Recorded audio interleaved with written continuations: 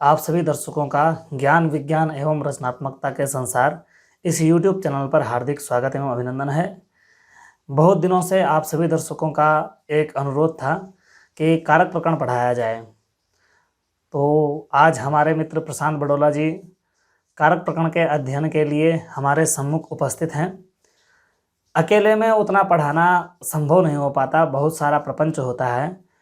वही प्रपंच पुराने वीडियो में हुआ था, जिसकी वजह से यह अध्ययन अध्यापन वीडियो इत्यादि का कार्यक्रम रुक गया था, क्योंकि बहुत सारे अन्य कार्य जीवन में उपस्थित हो गए थे। तो आप लोगों के अनुरोध को स्वीकार करते हुए और प्रशांत जी के सहयोग से इस कार्यक्रम को किसी तरह से दोबारा पुनर्जीवित करने की एक कोशिश है।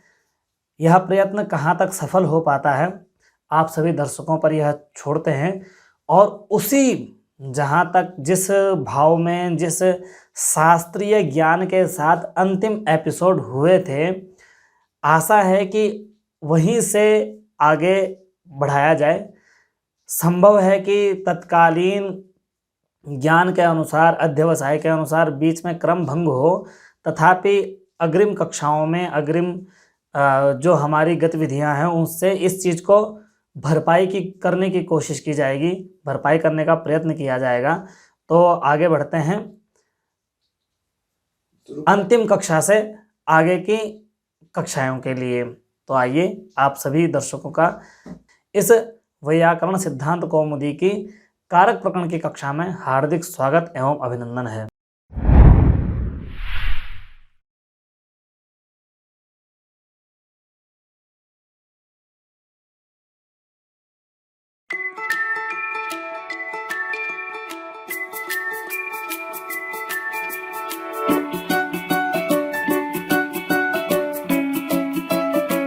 अब वार्तिक आया, अभिवादि दृशोरात्मने पदे वेति वाच्यम।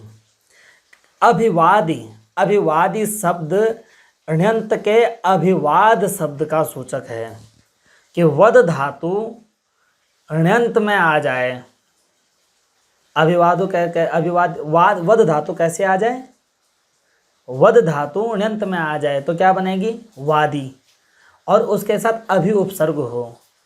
तो ऐसी जो अभिवादी धातु है उसके कर्ता की भी कर्म संज्ञा होती है, लेकिन कब? जब अभिवादी धातु आत्मने पद में हो। क्या समझ में आया कि वद धातु ण्यंत में हो तो वादी बनेगा, उसके साथ अभि जोड़ो तो अभिवादी बनेगा। तो यह अभिवादी यदि आत्मने पद में हो तो उसके कर्ता की भी कर्म संज्ञा होती है। दृशोः अभिवादी दृशश्च इति अभिवादी दृशोः। तो दृश धातु भी यदि आत्मने पद में हो तो उसके भी अण्यंतावस्था के कर्ता के अण्यंतावस्था में कर्म संज्ञा हो जाती है। यह वार्तिक का अर्थ हुआ। क्या अर्थ हुआ वार्तिक का? नहीं आया समझ में? दृश्य धातु दृश्य दोबारा बताते हैं कि अभिवादी और दृश्य धातु यदि आत्मने पद में हो, अभिवादी और दृश्य धातु यदि आत्मने पद में हो तो इनके अण्यंतावस्था का कर्ता ण्यंतावस्था में कर्म संज्ञक हो जाता है। दूसरी तरह से अर्थ करते हैं प्रयोज्य प्रयोजक भाव में कि अभिवादी धातु और दृश्य धातु यदि आत्मने पद में प्रयुक्त हो तो इनके प्रयोज्यकर्ता की कर्म संज्ञा हो जाती है। ठीक है। अभिवादी बना कैसे? वद धातु है, णिच किया, वादी बना, अभि उपसर्ग है, तब जाके। ये ऐसा क्यों किया? डायरेक्ट वद धातु क्यों नहीं कह दिया? कहा कि अन्यत्र नहीं होती, विशिष्ट अवस्था में ही होती है। आप इसका अर्थ कतई यह ना समझे कि वद धातु निजंत अवस्था में आएगी तो अण्यंतावस्था के कर्ता के अण्यंतावस्था में कर्म संज्ञा हो जाएगी। आप ऐसा ना समझे। जो कहा, व्याकरण एक ऐसी है, जैसा कहा है वैसा ही समझना है। उससे अतिरिक्त तो समझेंगे तो गच्चा खाएंगे। बाद में ये नहीं चलेगा मिनती ही न समझा है। बाद में ऐसा नहीं समझ कहा जाएगा कि भाई साहब हमने तो ये समझ लिया। ऐसा नहीं समझना है। जो लिखा है उसी को समझना, यही बुद्धिमत्ता है। इसीलिए भारत में जो कागजी कार्रवाई चलती है उसमें जैसे एग्रीमेंट साइन हो जाता है कि ये है तो ये है, इसलिए आप जब भी कोर्ट में खड़े होते हैं तो कागजी कार्रवाई ही मेन होती है। तो यहाँ सूत्र ने क्या कहा कि अभिवादी धातु जब आत्मनेपद में हो तो तभी अनंतावस्था के कर्ता के अनंतावस्था में कर्म संज्ञा होगी। इसका अर्थ ये मत समझ लें कि वद धातु अनंतावस्था में आ गई तो प्रयोज्यकर्ता की कर्म संज्ञा हो जाएगी, ठीक है। यानी सशर्त ये अनंतावस्था के कर्ता के अनंतावस्था में कर्म संज्ञा कर रहे हैं। और वह शर्त क्या है कि वद धातु हो, अण्यंत हो और उस पर अभिउपसर्ग जुड़ा हुआ और आत्मनेपद में हो, और दृश्य धातु हो आत्मनेपद में हो, ठीक है। और अनंतावस्था का कर्ता अनंतावस्था में कर्म संज्ञक होता है, ठीक है। तो उदाहरण दे रहे हैं, क्या कह रहे हैं? अभिवादयते दर्शयते देवं भक्तं भक्तेन वा।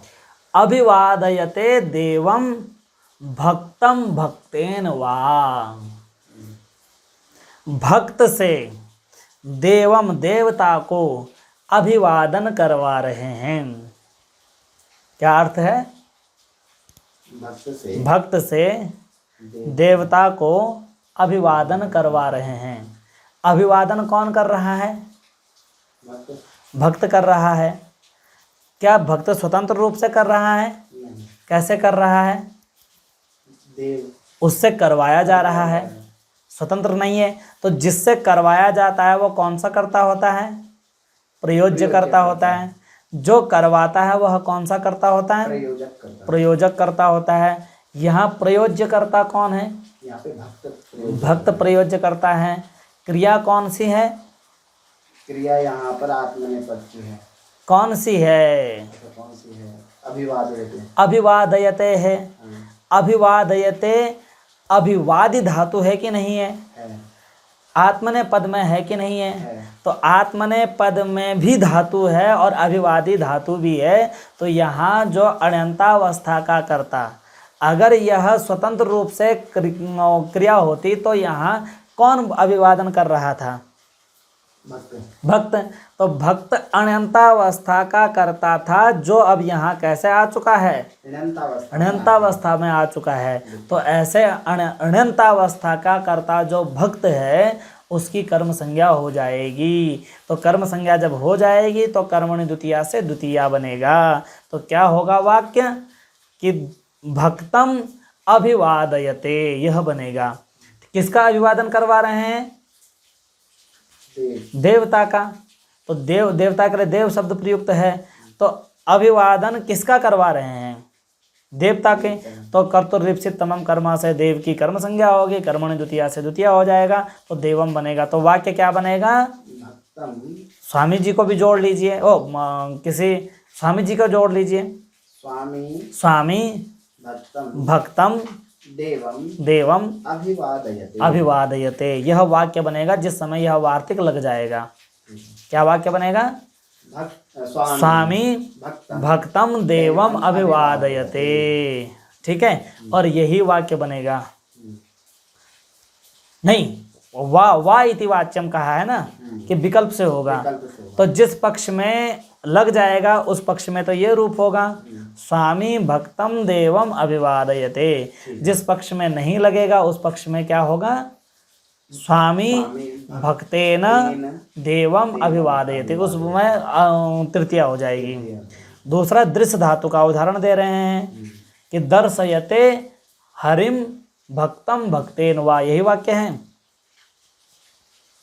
अभिवादयते दर्शयते भक्तम देवम भक्तम भक्तेन वा, यह वाक्य है ना। तो अब सारे शब्दों को दर्शयते पे जोड़िए कि भक्त से हरि का दर्शन करवाते हैं।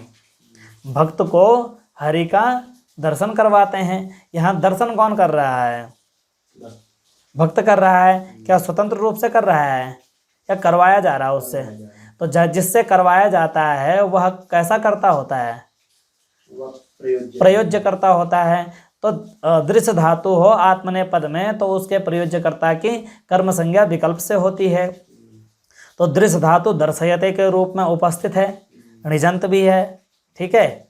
तो इस धातु का जो प्रयोज्य करता है भक्त, उसकी कर्म संज्ञा हो जाएगी। तो क्या रूप बनेगा? भक्तम भक्तम दर्शयते। दर्शयते। किसको दिखा रहे हैं? देवता को। तो देवता की कर्म संज्ञा होकर के और तो तमम कर्मा से और कर्मणि द्वितीया से द्वितीया होकर के देवम बनेगा। तो वाक्य क्या बनेगा इतना? भक्तम देवम दर्शयते। भक्तम देवम दर्शयते। और कौन दिखा रहा है? कोई स्वामी है, पुजारी है, तो स्वामी भक्तम देवम दर्शयते, यह बनेगा। ठीक है। और जिस पक्ष में नहीं होगी कर्म संज्ञा उस पक्ष में यथोक्त तृतीया रह जाएगी। तो क्या बनेगा? स्वामी भक्तेन देवम दर्शयते। ठीक है। तो यह आपका प्रयोज्यकर्ता की कर्म संज्ञा का प्रसंग समाप्त होता है। ठीक है। आशा है आपको समझ में आया होगा। ठीक, चलो तो ये इसको भी विराम करो।